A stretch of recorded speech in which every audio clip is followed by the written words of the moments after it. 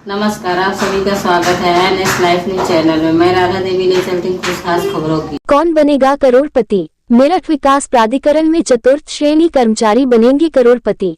उत्तर प्रदेश मेरठ विकास प्राधिकरण से भ्रष्टाचार की बड़ी खबर आ रही है। चतुर्थ श्रेणी का कर्मचारी बने करोड़पति।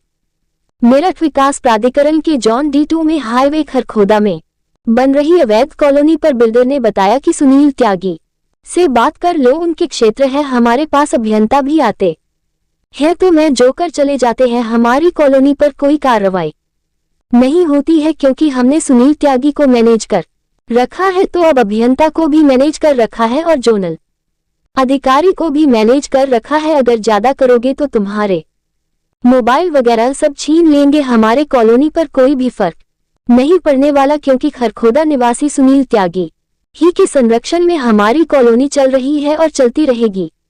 अब देखना यह है कि इनको अवैध कॉलोनी या अवैध निर्माण पर संरक्षण देने का ईमानदार अभियंता का हाथ है या जोनल अधिकारी का हाथ है, या सूत्रों के हवाले से उपाध्यक्ष ने इनका आशीर्वाद प्राप्त कर रखा है कि अवैध का निर्माण करो और वसूली करके लाकर दो। हाल ही में इन्होंने हमारे संवाददाता को ये कहा था कि आप लोग जो खबर चलते हैं उगाई के लिए चलते हैं, लेकिन यहाँ क्या चल रहा है D1 से लेकर D2 में सभी अवैध निर्माणों पर सुनील त्यागी का संरक्षण बताया जा रहा है, क्योंकि अभियंता तो या तो चले जाते हैं छुट्टी या अवकाश में बैठे रह जाते हैं घर पर, या सरकारी परीक्षा में ड्यूटी लगवा लेते हैं, आलस और गर्मी की वजह से फील्ड में नहीं जाते हैं, इसलिए उनके क्षेत्र के चतुर्थ श्रेणी कर्मचारी करोड़पति बन गए हैं और अवैध निर्माण कर रहे हैं। ईमानदार अभियंता और ईमानदार चतुर्थ श्रेणी कर्मचारी का भ्रष्टाचार आप सभी लोगों के सामने है। इनका ये भी कहना है, अगर हमारे खिलाफ खबर चलाओगे तो तुम्हारे